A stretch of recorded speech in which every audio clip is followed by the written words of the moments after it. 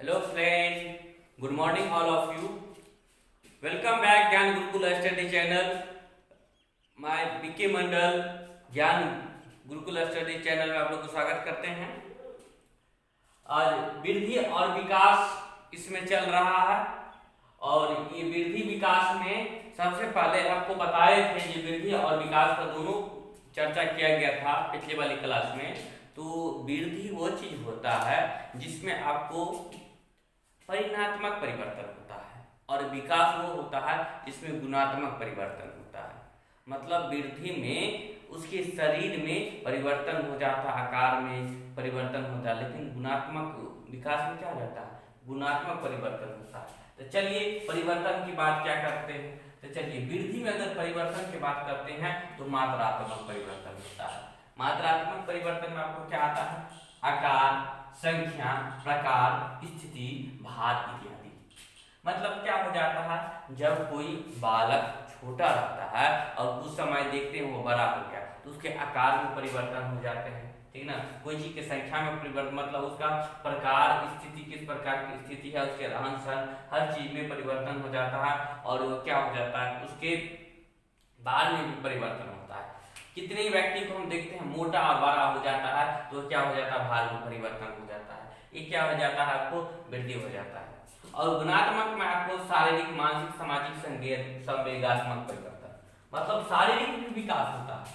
मतलब शारीरिक भी आपको क्या होता है, शारीरिक भी विकास होता है, मानसिक विकास होता है. मतलब आप क्या हो जाते हैं, जब मानसिक में क्या हो जाते हैं, परिपक्व हो जाते हैं.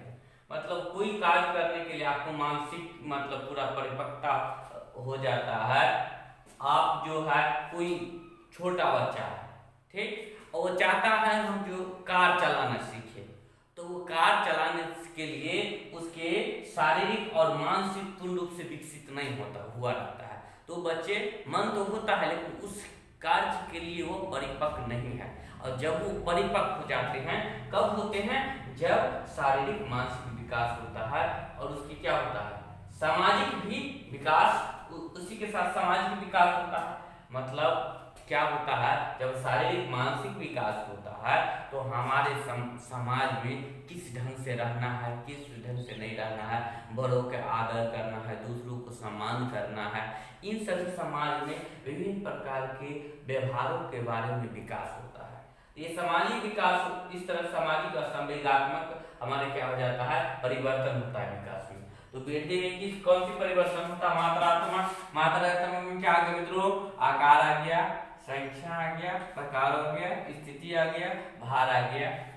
और विकास में क्या होता है, आपको शारीरिक परिवर्तन, मानसिक परिवर्तन, सामाजिक परिवर्तन, संवेगात्मक परिवर्तन. मतलब इस तरह से ये परिवर्तन आपको होता है. मतलब विकास में वृद्धि में.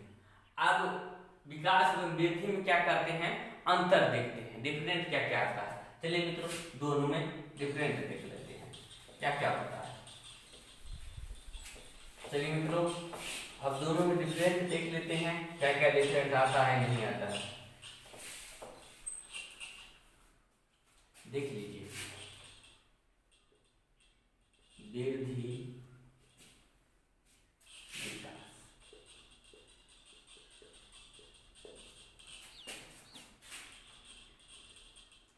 वृद्धि परिणात्मक परिवर्तन है.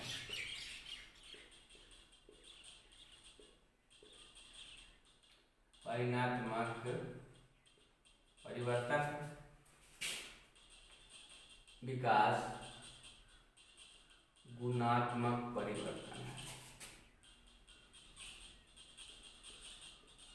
विकास गुणात्मक परिवर्तन है. गुणात्मक परिवर्तन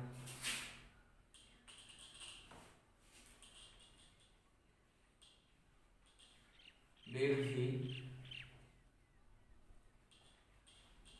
निरंतर नहीं चलती है.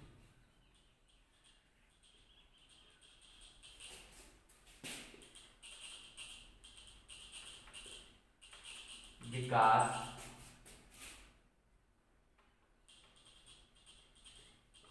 हमेशा होती रहती है, होती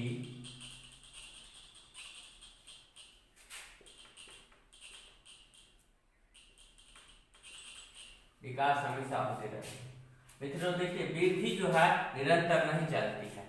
वृद्धि का एक जो है वो सीमा निर्धारित होता है। ठीक, वृद्धि का एक सीमा निर्धारित होता है और वृद्धि का एक सीमा निर्धारित होता है और विकास का कोई सीमा निर्धारित आपको नहीं होता है।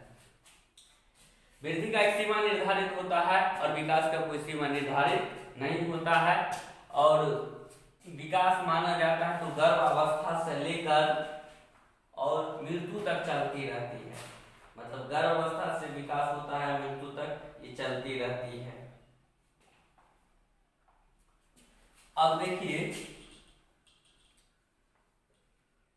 वृद्धि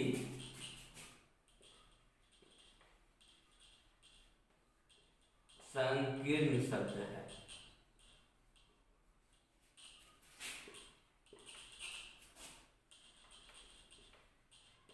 विकास व्यापक शब्द है।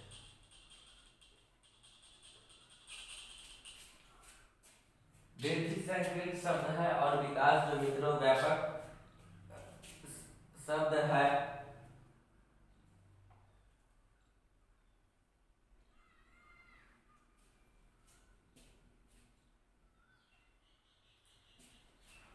अब देखिए, और वृद्धि का मापन क्या जाता है? वृद्धि का मापन संभव है और विकास का मापन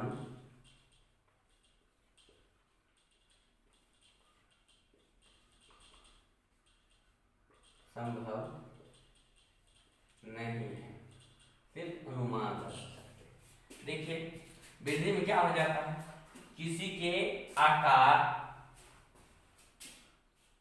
ऊंचाई, भार जैसे परिवर्तन होता है। लेकिन विकास जिसे हम अपनी आंखों से देख सकते हैं, दोस्तों क्या होता है वृद्धि में आपको क्या हो जाता है, उसका आकार, भार, ऊंचाई सब परिवर्तन होता है। और वृद्धि को हम क्या कर सकते हैं, अपने आंखों से क्या कर सकते हैं, उसको देख सकते हैं। अपनी आंखों से क्या कर सकते हैं, इसको देख सकते हैं। और जबकि विकास में गुणात्मक जो परिवर्तन होता है वो दिखाई नहीं देता है, सिर्फ उसको हम क्या कर सकते हैं, अनुमान लगा सकते हैं। सिर्फ उसको मित्रों हम क्या कर सकते हैं, अनुमान लगा सकते हैं।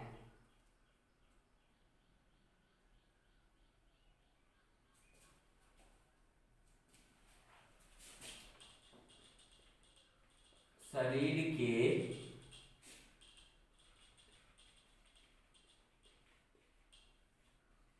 परिवर्तन के परिणाम स्वरूप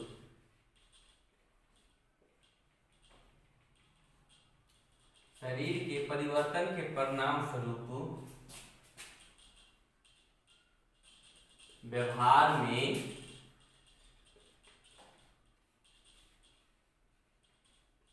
परिवर्तन होना प्रारंभ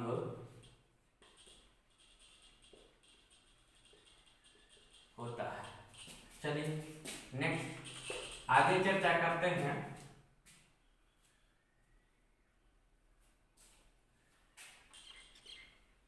विकास में शरीर के विभिन्न अंगों से विभिन्न दशाओं में गुणात्मक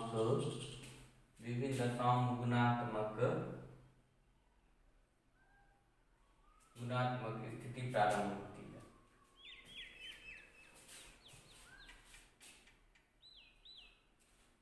गुणात्मक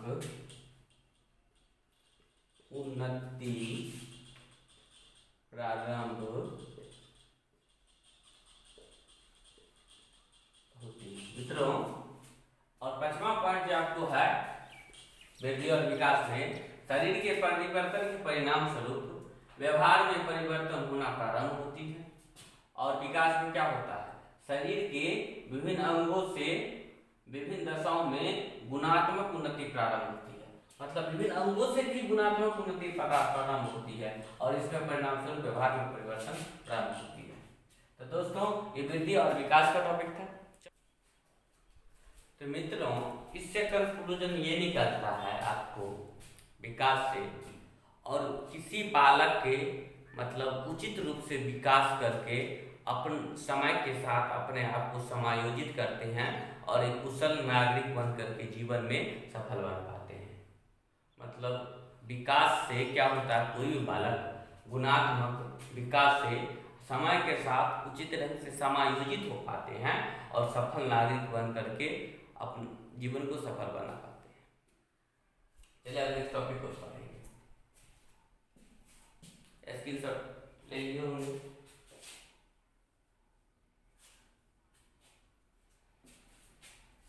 चलिए अगला सीढ़ियां देखते हैं।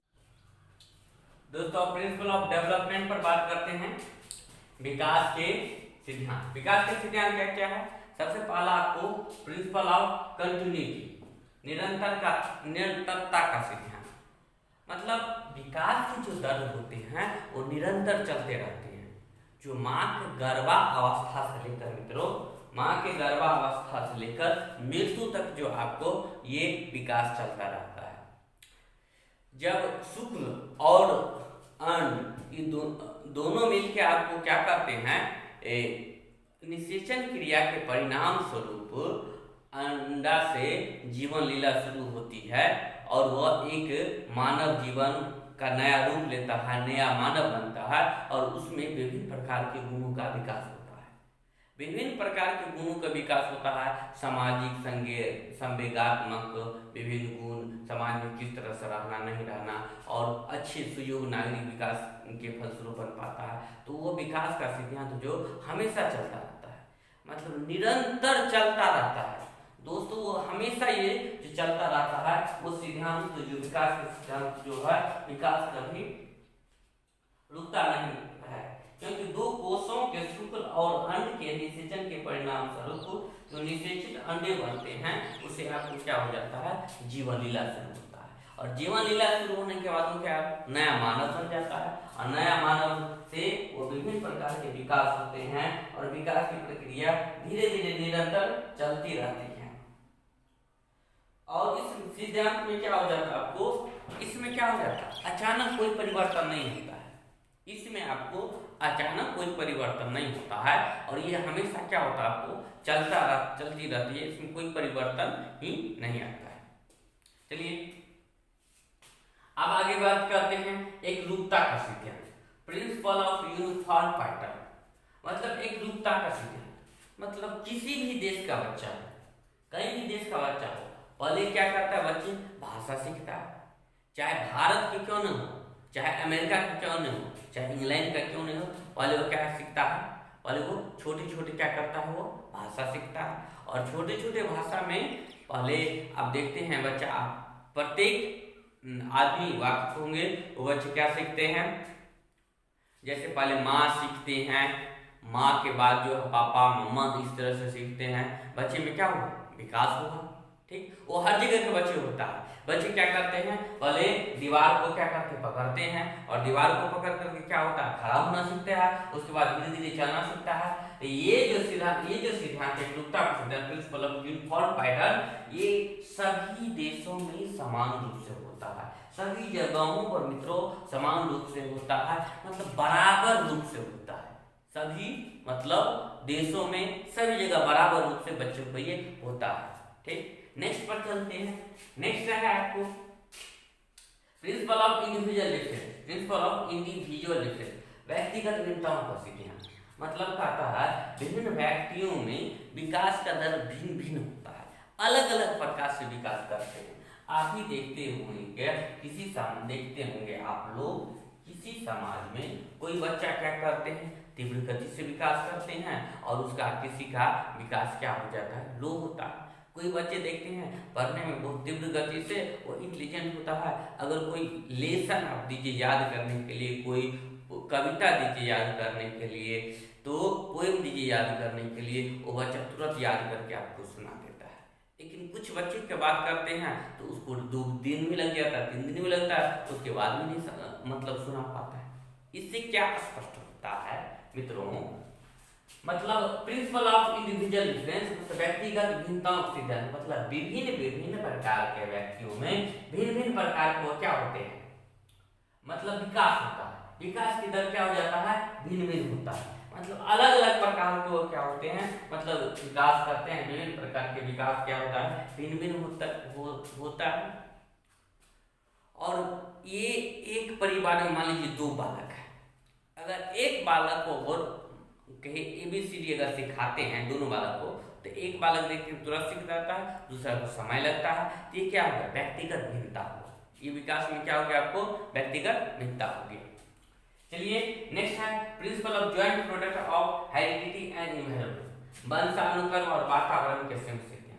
हाँ दोस्तों, वंशानुक्रम और वातावरण में क्या होते हैं, विकास में आपको प्रभावित करते हैं। वंशानुक्रम कैसे प्रभावित करते हैं, जैसे किसी के माता पिता आपको क्या है, इंटेलिजेंट है, अच्छे मतलब अच्छा गुण है, अच्छा क्वालिटी है, तो उसके बालक को भी देखते हैं विकास में वो गुण सम्मिलित हो जाता है, और वो गुण के कारण उसके बालक भी अच्छे ढंग से विकास जो है करने लगते हैं। और जिससे सिद्ध होता है कि बच्चे को जो है विकास जो है वो वंशानुक्रम की नींव है, मतलब वंश के अनुसार उसका विकास जो है हो रहा है। और वातावरण प्रभावित करते हैं। जहाँ 4 बच्चे मान लीजिए पढ़ने वाला है, मतलब 4 बच्चे ऐसे हैं जो आपको सीटेट की तैयारी कर रहे हैं, बीएड की तैयारी कर रहे हैं, बीएड के क्लास कर रहे हैं, तो जो वो जी बच्चा जो बैठा रहता है, 2 बच्चा और जो बैठा रहता है, तो उसके वातावरण में आकर वो भी पढ़ने लगते हैं और वो भी सीटेट बीएड की क्लास करने लगते हैं, और वो भी उस पढ़ाई पर ध्यान दे देते हैं। ठीक, और इससे क्या हो जाता है, वातावरण प्रभावित, वातावरण से वो क्या होते हैं, प्रभावित होते हैं, इन्वायरमेंट इफेक्टिव होता है। मान लीजिए एक कमरे में मतलब 2 बच्चे रहते हैं, एक बच्चे दिन रात पढ़ाई करते, दिन रात करते हैं और उनकी नौकरी लग जाती है, और दूसरा बच्चा देखते हैं उसका तो विकास हो गया, उसकी गुण के विकास हो गया, उसका सामाजिक विकास हो गया, समाज में उसको प्रतिष्ठा प्राप्त हो गया। वो बच्चे क्या करते हैं, उसके अनुसार वो भी पढ़ना शुरू कर देते हैं, और जब वो भी पढ़ना शुरू कर देते हैं तो उसके भी विभिन्न प्रकार के गुणों को क्या हो जाता है, विकास हो जाता है। उसके विभिन्न प्रकार के गुणों के थ्रू क्या होता है, विकास हो जाता है। ठीक, तो ये क्या इन्वायरमेंट इफेक्टिव होता है। नेक्स्ट है प्रिंसिपल ऑफ टोटल डेवलपमेंट, मतलब समग्र विकास का सिद्धांत। मतलब क्या हो जाता है, विकास के साथ साथ मतलब इसमें हर चीज का विकास होता है। कोई बालक मान लीजिए बड़ा होता है तो उसके सामाजिक रीति रिवाज, रहन सहन, हर चीज के बारे में पता चल जाता है। मान लीजिए आपके घर में एक बालक है, छोटा सा बच्चा है, नन्हा सा बच्चा है, और उसको बोलते हैं मम्मा आया है प्रणाम करो, आंटी आई है प्रणाम करो, तो बालक नहीं करता है। ठीक, और जब बच्चे बड़े होते हैं तो सामाजिकता उसमें आ जाते हैं, तो अपने आंटी को प्रणाम करते हैं, मतलब मम्मा को प्रणाम करते रखते हैं, और उससे बच्चे को सामाजिक कामों में क्या हो जाता है, सामाजिक कामों में रुचि होने लगता है, बहुत अच्छा रुचि जो है बच्चों को जग जाता है। तो और समाज में भला क्या है, बुरा क्या है, अच्छा कहाँ है, खराब क्या है, अगर अच्छा रहता है तो सपोर्ट समर्थन करते हैं बच्चे, अगर खराब रहता है तो उसको विरोध करने लगता है। तो इस प्रकार के बच्चे में विभिन्न प्रकार के गुणों को क्या हो जाता है, विकास हो जाता है, डेवलपमेंट हो जाता है दोस्तों। अब आगे चर्चा करते हैं। अब चलिए नेक्स्ट पॉइंट से, अब 5 हुआ है, अब 6 में देखते हैं क्या सब दोस्तों। प्रिंसिपल ऑफ डेवलपमेंट, विकास के सिद्धांत चल रहा है, जिसमें 5 पॉइंट तक पढ़े थे। 6 पॉइंट देखिए, principle of maturation and learning, परिपक्वता और अधिगम का सिद्धांत। देखिए जब कोई बालक किसी काम के लिए परिपक्व हो जाते हैं तो वो अच्छे ढंग से सीख पाते हैं। अगर वो बालक परिपक्व नहीं होते हैं तो उस काम को उस ढंग से नहीं सीखते हैं। मान लीजिए किसी बालक को किसी कार्य को सीखने के लिए मतलब वो जागरूक है, अभी प्रेरित है, और उस कार्य को सीखने के लिए बालक अभी प्रेरित है और उसके लिए उसको उम्र नहीं हुआ है जिसके अनुसार उस चीज को वो नहीं सीख सकता है।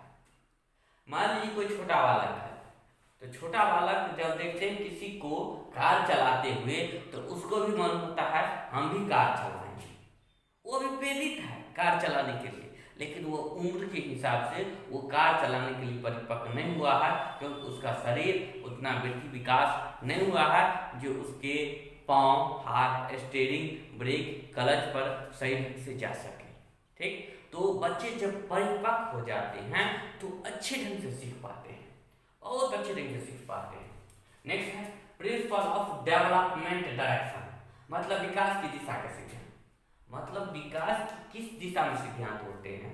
विकास जो होता है वो सिर से पांव की ओर होता है, मतलब सिर से पांव की ओर होता है और उसके बाद रीढ़ की हड्डी बनते हैं और उसके बाद शरीर के विभिन्न अंगों का निर्माण होता है।